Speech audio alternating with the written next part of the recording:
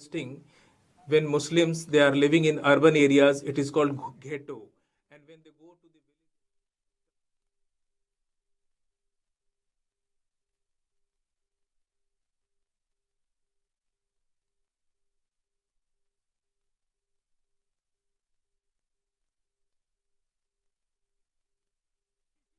Dog whistle politics का उपकरण बना करके अगर आप अलग करना चाहोगे तो वो उचित नहीं है। मैं माननीय उपसभापति महोदय, आपने कहा, मेरे कई सदस्यों ने कहा नॉन मुस्लिम्स को, मैं तो बड़ा तारीफ करूंगा, खड़ा हो जाऊंगा पक्ष में। अगर इतना सेक्युलर मिजाज इस देश का कर दीजिए कि हर धर्म के संस्थाओं में दूसरे धर्म के लोग हो, इस्लामिक कम्युनिटी में डालिए तो हिंदू में डालिए, सिखों में डालिए, क्रिश्चियंस में डालिए, तब न बात होगी। या सिर्फ तय कर लिया कि सारे प्रयोग या सारा संयोग मुसलमानों को लेकर के होगा, ये उचित नहीं है माननीय उपसभापति महोदय।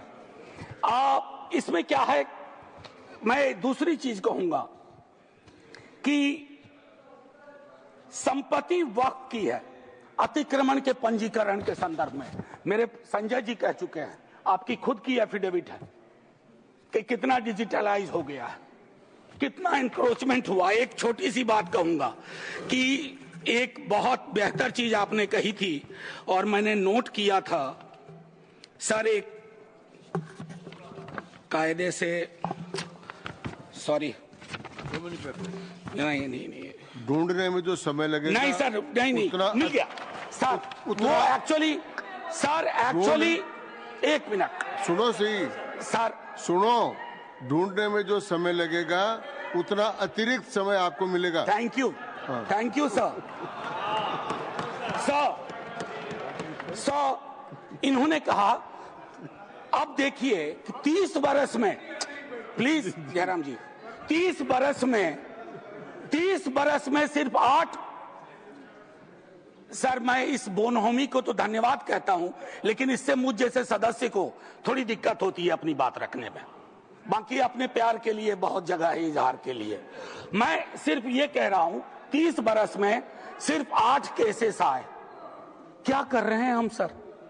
अब वक्फ बाय यूजर, ये बहुत इंटरेस्टिंग चीज है।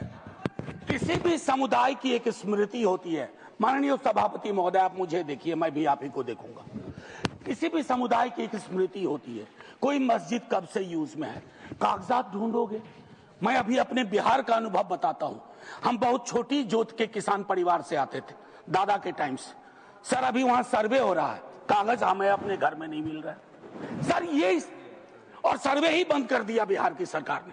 तो मैं ये कह रहा हूं कि पूरे समुदाय को कटघरे में खड़ा करने के लिए आप यूं ही एक आम अदना मुसलमान शहरी, अदरवाइज वो परेशान है, पुरानी संपत्ति है, लैक ऑफ टेक्निकल एक्सपर्टीज नहीं है, कहां से लाए, सब विवाद में आ जाएंगे, लिटिगेशन का एक पहाड़ खड़ा हो जाएगा हमारे समक्ष।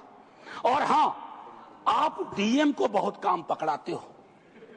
बेचारा डीएम लोकल लेवल पे हम कहते हैं ट्रैक्टर बन के रह गया है। जितनी आपकी योजनाएं हैं, जयंत भाई की विभाग की योजनाएं हो, किसी की डीएम नोडल ऑफिसर, और हम ये मान के भी चलते हैं कि डीएम है तो ज्ञान का सारा भंडार उसके पास है। डीएम को एक एक महकमे की मीटिंग का टाइम नहीं मिलता है, क्या क्या करेगा डीएम। मैं आपके माध्यम से माननीय सभापति महोदय, वीकर सेक्शंस की बड़ी चर्चा इसमें की गई है। कम से कम पसमानदा, अपने हिंदू समाज में भी पसमानदा बहुत बड़े। जब आप लोगों के पास आग्रह करता हूं जीरो आवर के माध्यम से या किसी उपकरण से कि साहब कास्ट सेंसस करवा दो, तो आप चुप हो जाते हैं। अभी संजय जी ने कहा कि भगवान ने अगर ये व्यवस्था नहीं बनाई ऊंच नीच की, जाति व्यवस्था की, तो भगवान के समक्ष जो इबादत का है, जो मंदिर है, वहां क्यों ये व्यवस्था बनी रहे? क्यों नहीं आरक्षण हो? क्यों नहीं हम सुनिश्चित करें कि पूजा पद्धति किसी एक जाति विशेष के हाथ में ना हो, हर कोई उसमें भागीदारी कर सके। सर तब तो जो राष्ट्र की संकल्पना थी हमारी, हम उसको साकार कर पाएंगे। अब देखिए, कंसल्टेशन, रिजिजू जी बहुत इनोसेंट चरित्र के हैं, बहुत इनोसेंट चेहरा भी है। कंसल्टेशन के इतने आंकड़े बता दिए, इतने आंकड़े बता दिए। अब भूपेंद्र जी आप उठते हैं, लगता है पॉइंट ऑफ ऑर्डर ले लीजिएगा। हाँ sir, consultation, there is absolute lack of consultation. Consultation is not about we called so many meetings. Consultation is about did you listen to them? सुना या सुना दिया? आप सुनते नहीं हो, सुनाते हो। इसको संवाद नहीं कहते हैं, इसको संवाद नहीं कहते हैं। संवाद का मतलब होता है दोनों चीजें। और एक चीज मैं कहूंगा और वही खत्म करूंगा, संस्थागत गैर मौजूदगी मुस्लिम्स की आप इंश्योर कर रहे हैं। मैं आज इतिहास के इस कालखंड में हूं, माननीय लीडर ऑफ द हाउस है, हमारे साथी है यहाँ। 2 मिनट के बाद मेरी कही गई बात भी हिस्ट्री हो जाएगी, इतिहास बन जाएगा। लेकिन मैं आपसे आग्रह करता हूं मंत्री जी, don't hurry up, don't hurry up. इस देश के मुसलमान का इस मिट्टी पे कर्ज है और इस मिट्टी का मुसलमान पे कर्ज है। इस कर्ज के रिश्ते को व्यापारी की नजर से मत देखिए, तिजारत की नजर से मत देखिए, क्योंकि अगर वो नजर आपकी नजर में बदलाव नहीं आएगा तो माननीय उपसभापति महोदय, सब कुछ हमारा बिखर के रह जाएगा। आखिरी 1 मिनट लूंगा। मैं सोच के आया था कि क्या कहूं, और मैंने ईदगाह का जिक्र इसलिए किया। एक नूर मियां की सुरमा का भी कर सकता था, विद्रोही जी ने लिखा, उससे पहले केदारनाथ सिंह ने लिखा। लेकिन मैं अदम कोंडवी, गोंडा जिला उत्तर प्रदेश का आभार करते हुए मैं 2 लाइन पढ़ करके अपनी बात खत्म करूंगा। हिंदू या मुसलमान के लिए के एहसासात को मत छेड़िए, अपनी कुर्सी के लिए इस जज्बात को मत छेड़िए।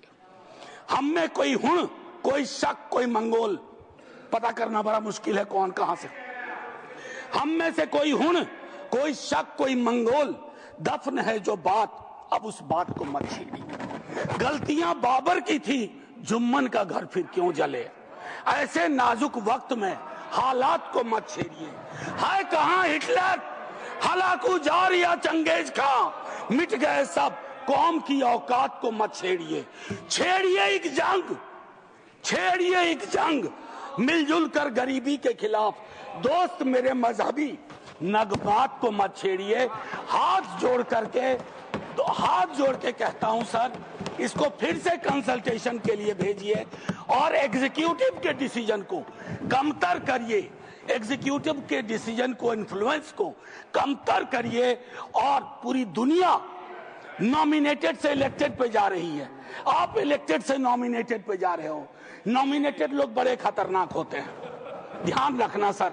जय हिंद सर। धन्यवाद मनोज जी।